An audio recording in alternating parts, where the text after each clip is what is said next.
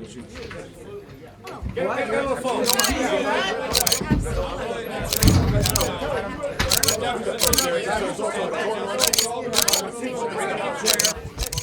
you have any alcohol here?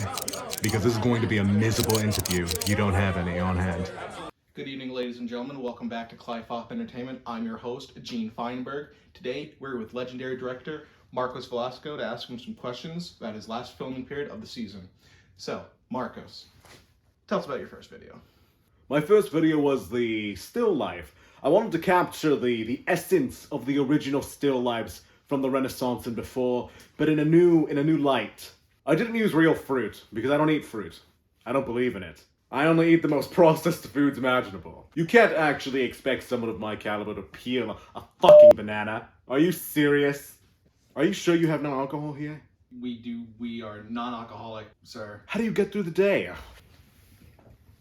See, now that hits the spot. We can actually continue this interview now. Moving forward, sir, with noir, drama, the detective film. Oh yes, well, fun fact. There was no editing used to make the world black and white. It was actually a business deal I had with a strange gentleman I met on the street. He had a ton of cans of paint. I don't know where they were from. They seemed very old, but he gave them for very cheap. I will say that a lot of the actors were getting fairly ill after that movie, however. Can't imagine why. You said that your actors got sick. The method actors, good sir. Dangers are to be expected. You just go insane sometimes. You can't deal with the pressure. Not everyone's built quite like I am. We're gonna move in the direction of performance arts. Who was it again that inspired the video? Yoko Ono, Yoko Ono, very yes. famous.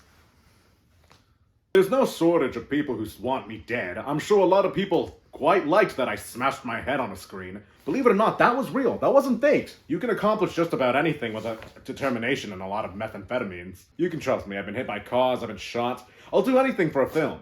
I'm not a hack.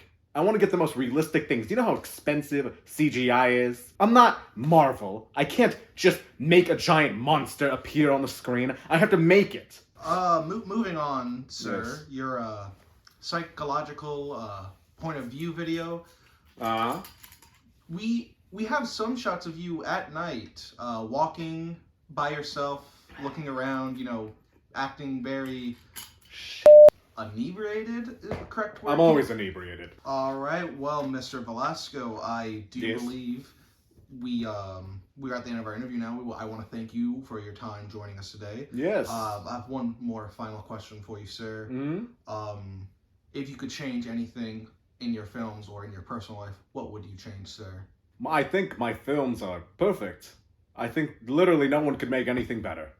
I'm quite confident in the work I've done, and if anyone disagrees with me, they're fucking wrong.